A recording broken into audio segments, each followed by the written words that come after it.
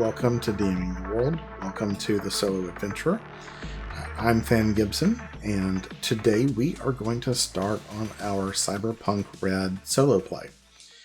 This was voted on by the viewers on the channel as to which game we would pick next. Put a few different options out there, and this is one that I have really wanted to play. And so this is going to be a new experience for me as well. I've played some Cyberpunk 2020 in the past. I've played 2077, the video game. So I'm very familiar with the world and in general how things work. But this particular system I have actually not played through yet. So we're going to start with character creation, walk through that. There's a couple of different ways to do character creation. We might look at those and then kind of get ready and set up for the playthrough following this. So the first thing that I have found that's been very helpful in getting this all set up is a website called cyberpunkred.com. This is I believe an unofficial, fan site that has been putting this all together, and it allows for character creation. There's also some additional tools if you do the mobile app, but the purpose here is we're going to use this for our character creation because the Foundry module that I found, which again is a non-official fan built module. It's very good, but it's not official. But they do allow you to import characters from here, and I'll show you how that works. I've already made one, probably the one we're actually going to be using, but we'll get to that here in a little bit. But I do want to kind of walk through these different character creations just so you can kind of get a feel for what this looks like. So we're going to start with just the basic, the template. And you can pick a few different character options. By default, the one that popped up here is Netrunner, but there is the exec, which is like a corporate executive type. There is the fixer. The fixer is the person that handles things, right? They get the jobs in and they make sure the jobs get taken care of. They're more of like the criminal underworld version of the executive the exec in some ways. There's a lawman if you want to play one of either the official Night City Police, which is the setting in Cyberpunk, the primary setting in Cyberpunk, or one of the other like security companies. You could play that. There's the media. The media are exactly what it looks like. They are media. They are reporters that are out there looking for the scoop. There's a med tech, so that's the doctor in the medical person in the group, the healer.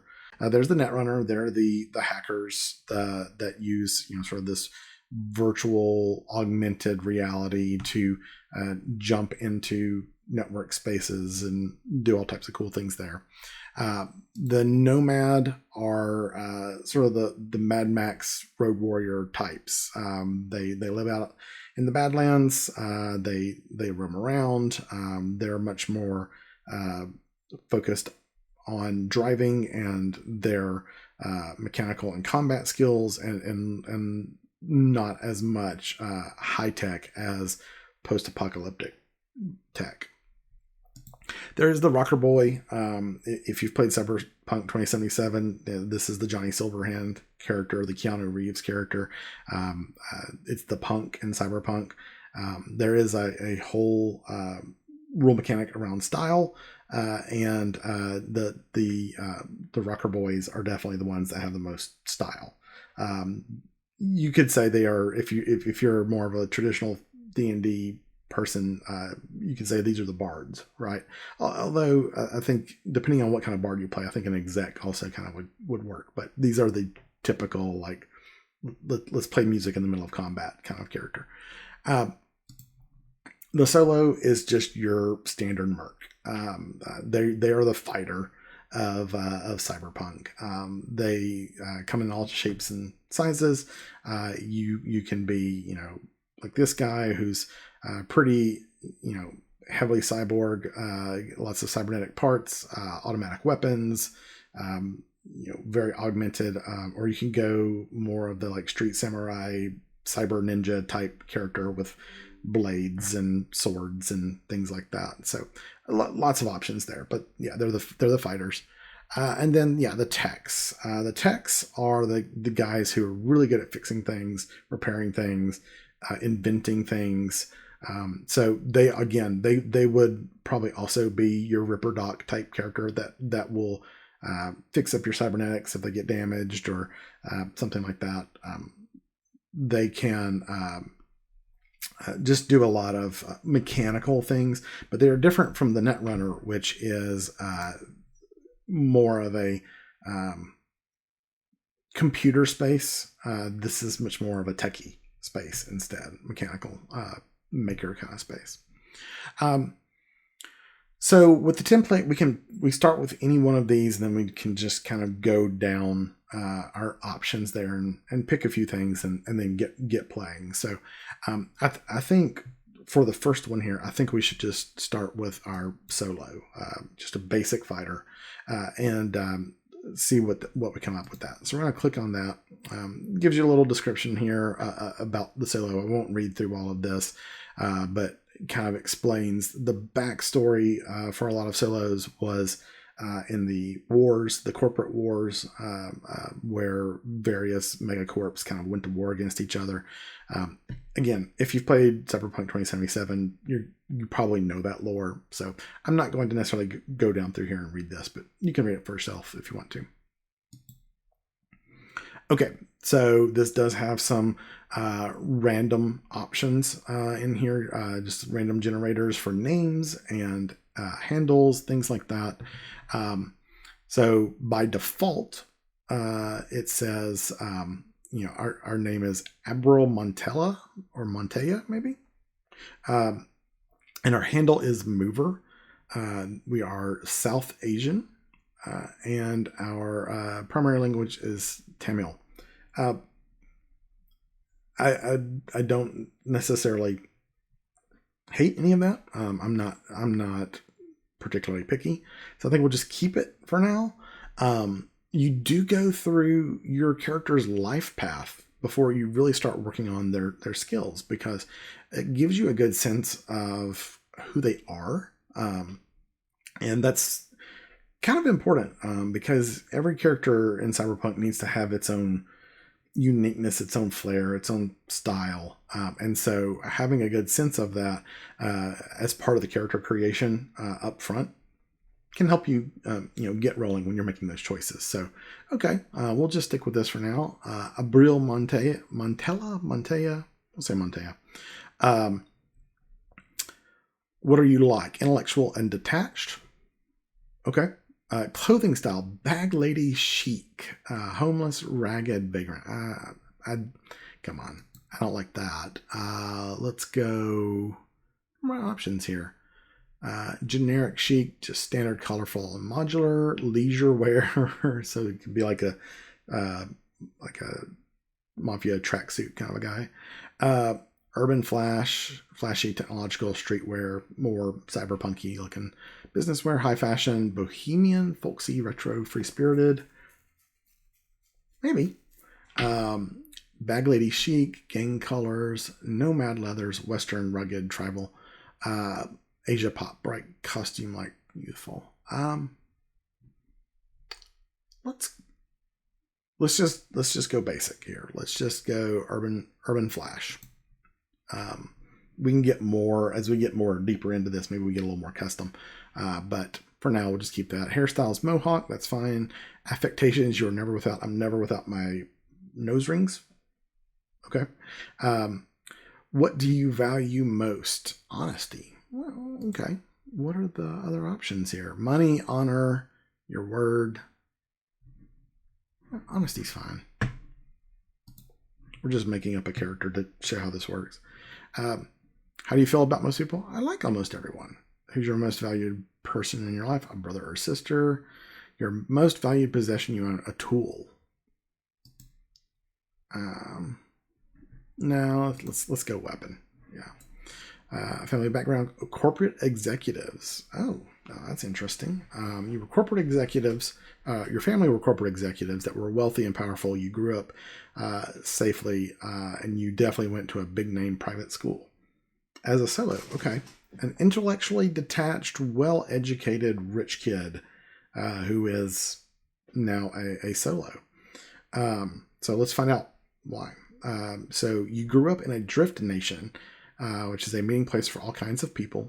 Drift nation's a floating offshore city, kind of like a water world type situation. Your family was killed and you were the only survivor. Okay, well, there we go. That's how you end up as a freelance merc.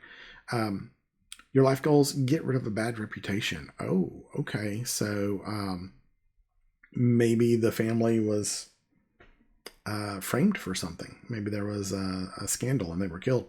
What kind of solo are you? Corporate or freelance black ops? So still kind of in the in that world. You've not completely gone down into the underbelly. That's interesting. What's your operational territory? The combat zones. We'll get into that a little bit more when we get into the play. We'll talk about the different areas of Night City. The combat zones are usually the sort of no man's land or game territories where you're regularly gonna get into a fight. If you've played 2077, that would be somewhere like Pacifica. This doesn't take place in 2077. It's earlier in the timeline, so things are a little bit different. But we're talking about someplace like that. What are my other options? Corporate zone. I feel like a corporate zone makes more sense for this character. Or just the whole city, maybe?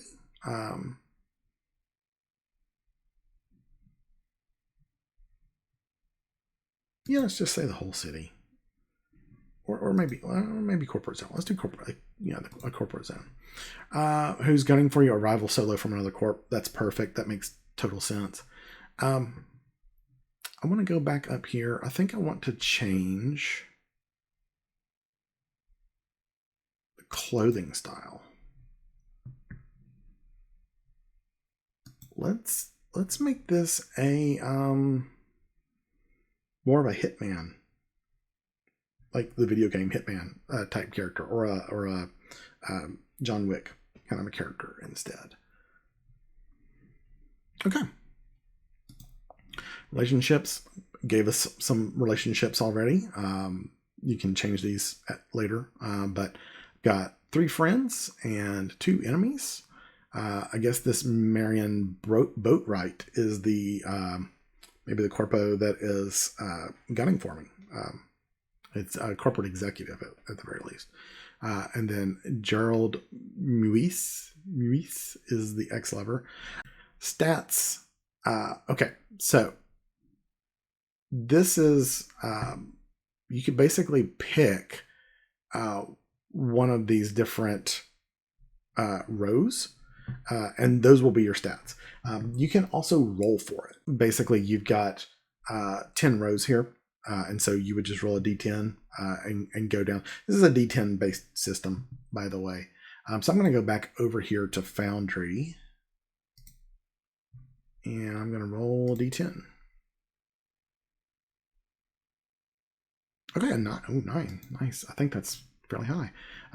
So that would be this row. Okay. There's, again, that highly intelligent coming out on that. Very interesting. Okay, our skills. Here are our skills. It automatically kind of gives those for you.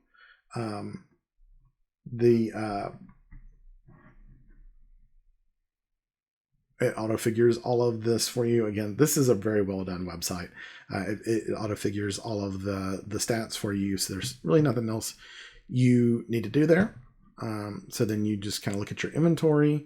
It says, okay, what do you currently have? You've got a heavy melee weapon. We've got some Sandestin and Speedwear. You got a bulletproof shield. Wolvers.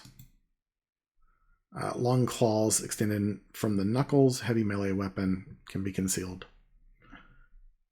Does 3d6. You got your agent, which is like your mobile device, your cell phone. An assault rifle. It gave us leisure wear, even though we didn't want that. We wanted the corporate wear. That's all right. Again, we're not necessarily going to be playing this character. You could go in and fix that if you wanted to. Some light armor, a light armor jacket, light armor helmet, a neural link, which is that kind of cyber jack that you can kind of pull out and connect to things. Very heavy pistol, so plenty of weapons. That looks good. And then your ability as a solo, this is your basic role ability. Combat awareness. Pretty cool there. But that's it. Then you complete your character. There's our character. You can go through here. You can assign these. So I can say I want to put everything into fumble recovery so I don't get those criticals. Or I can kind of dole these out that way as well. There's our whole life path. Over here on the left-hand side, you can see your stats. So these are all your skills. There are a lot of them. The ones that they were showing earlier are just kind of like your class, your role skills. I like that they have different views here. So your main stats at the top, intelligence, reflex, dexterity, tech, cool. Yes, you have a cool stat. This is Cyberpunk. Will, luck, which we'll talk about later. Luck's an interesting stat. Move, body, and empathy. There's my inventory. This is my agent, so your character journal. And then if you can actually use this, if you've got this as an app, you can actually use this website as a combat tracker. So very cool. But that's it. That's how you do a template. Very, very quick and easy. So if you wanted to pull this out as a one shot, one night, and everybody just, they don't want to use the out of the box characters, or you don't have them, you can very quickly make a character with a template. So that's one way to do it. We're going to go back now and do the fast and dirty. So these are randomly selected stats. So those rows, you don't have those, and you distribute your skill points manually. So a little more in depth. Inventory is still predetermined though.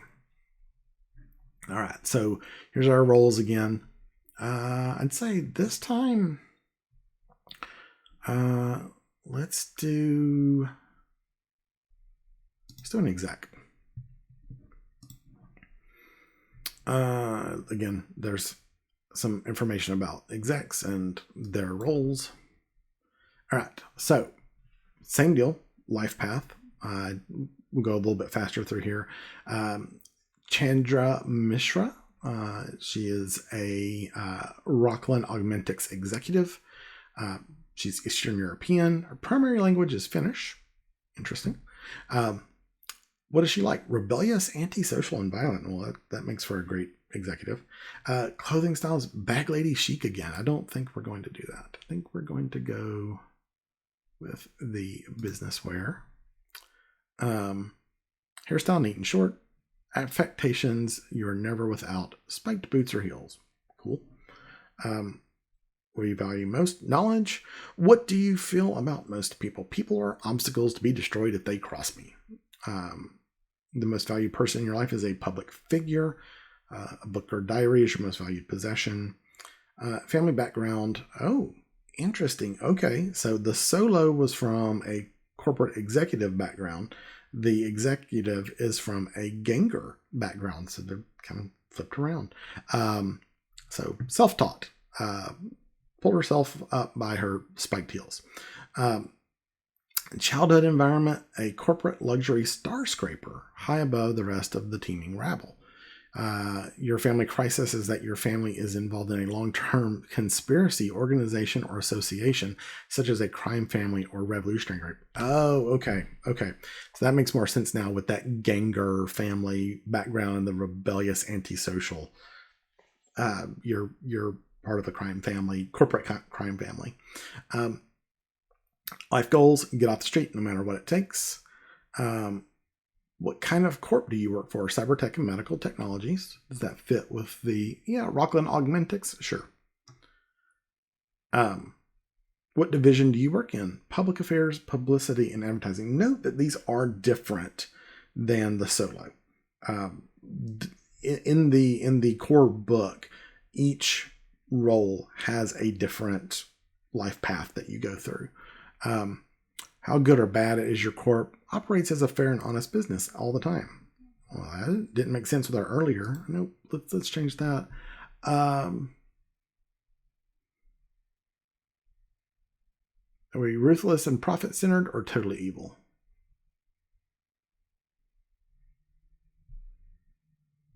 Yeah, let's just go ruthless and profit-centered. International offices in a few major cities. Who's gunning for your group? Different divisions in your own company are feuding with each other. Boy, this has Arasaka vibes. Your boss gives you your current state with your boss. Your boss gives you a free hand and doesn't want to know what you're up to. Okay. Relationships. You're a loner. Okay. All right. So stats. In this particular case, what we would do is we would actually roll for these. So you will roll a d10 for each stat, individually, comparing the roll for that stat against the value of the column for that stat. So if you were doing this manually, you would roll for each one of these. This app actually has rolled these for us already. So these are our stats. 8 in intelligence, 7 in reflexes, 6 in dexterity, 5 in tech, 6 in cool, 6 in willpower, 6 in luck, 5 in move, 5 in body, 5 in 7 in empathy. You want your empathy to be pretty high if you're an exec. Intelligence, and native intelligence is really good as well. Skills. All right, so this is where it differs. We actually get to put our skills in place here. We've got 6 points to kind of divide out between all of these. Okay, so we did that. There's our inventory. We've got toxin binders and nasal filters. We can pick one or the other because it's randomized. We got our business wear this time, our cyber audio suite, some armor, radio communicator ×4. So I guess we can hand those out to people. I have tech hair, which is color light emitting artificial hair. And then here is your ability for the execs. As a gift, the exec is given a suit comprised of a business wear jacket, top, bottom, and footwear. That adds to your personal grooming, which is a modifier for your ability to work with people. You gotta look the part, right? So you automatically get a suit. You also have access to corporate housing. As long as you remain a member of the corporation, you can stay there without paying any rent or other fees. You still have to pay for your lifestyle every month, but you at least get a free place to live. And team members. So team members are rolled from a special chart. The exec chooses which class of team members they want. So let's just see what we get here. We can hire our team members. So basically, you can pick kind of team member who's your backup. So I can have a bodyguard. I can have an extra covert op that doing something for me. I can have a driver. I can have a company netrunner or a company technician. Let's say she's got a driver. So lastly, want to show you the actual character we're going to be using in the solo game. We're going to be playing netrunner. And if you watched our Dragonbane playthrough, you may remember Rice of Quackmoors. This is now Rice Blackmore instead, also known as Bard. And that's not the picture. That's that Netrunner is the Netrunner that comes with the box set. It's the template Netrunner, Red Eye. But Rice has, we'll go through his bio here. So that's his interface level. What do we know about him? He's arrogant, proud, and aloof, just like the Mallard version of him. His motivations, knowledge. Western European, urban flash, clothing, short and spiked hairstyle, fingerless gloves. That's what he prefers to wear. Languages, English and street slang. Original family background, they were edge runners, so they moved around a lot. And he was sort of a nomad, but not a nomad in the role sense. Family was scattered to the winds due to misfortune. People are untrustworthy because of that. You don't depend on anyone. Who do you value most? Yourself. Your most valued possession you own. A book or diary. Again, if you remember Rice of Quackmoors, that was his memento as well. So we'll keep that journal with us. Your life goals. Gain fame and recognition. What kind of runner are you? A hacktivist, looking to expose bad guys. Prefers to work alone, because we're the solo adventurer. What's your workspace like? There are screens everywhere. What are some of your other clients? You work for yourself and sell whatever data you can find on the net. When I was going through the different motivations there, the different life path options there, I thought that sounded very interesting, especially for a solo character.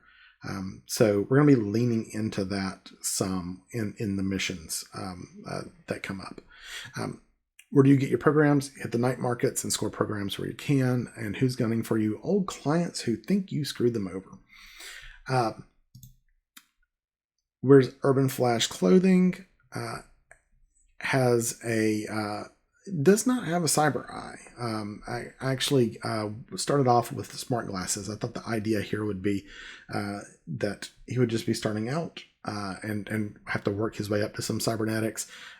So his neural link is cybernetic with the interface plugs, but his actual heads-up display is still just a set of smart glasses with an augmented screen on them, augmented reality screen on them. You've got he's got an agent and a cyber deck with some programs there. Oh, there's his stats. So most points are in intelligence, tech, and cool. We've got I'm going to hide the zeros just so you can see this a little bit clearer. So the ones that we actually have points in, pretty high persuasion and streetwise and trading. I thought that was important considering that he sells the information he gets. And then on the intelligence, cryptography, education, languages, library search, and local expert and perception. So especially that library search, which is a plus 14 to your roll. Very, very good. And then on the technique side, basic tech, cyber tech, electronic and security tech, and then a little bit of first aid. Combat skills. There you go. Right now, no weapon. That may be an issue down the road. Right now, we just punch our way out of a fight. Actually, hopefully, we talk our way out of a fight, right? But we'll see how that works. That is it. That is it for character creation on Cyberpunk Red. It's fairly quick. If you get into the nitty gritty point buy system, that can take a little bit of time if you're very picky. But if you want to get going, they have some options for you to go very quickly. So that's it. That's where we're going to wrap up this time. thanks for hanging out and making some characters. Check back next time when we get started on the actual solo play. Till then, take care. We'll see you soon.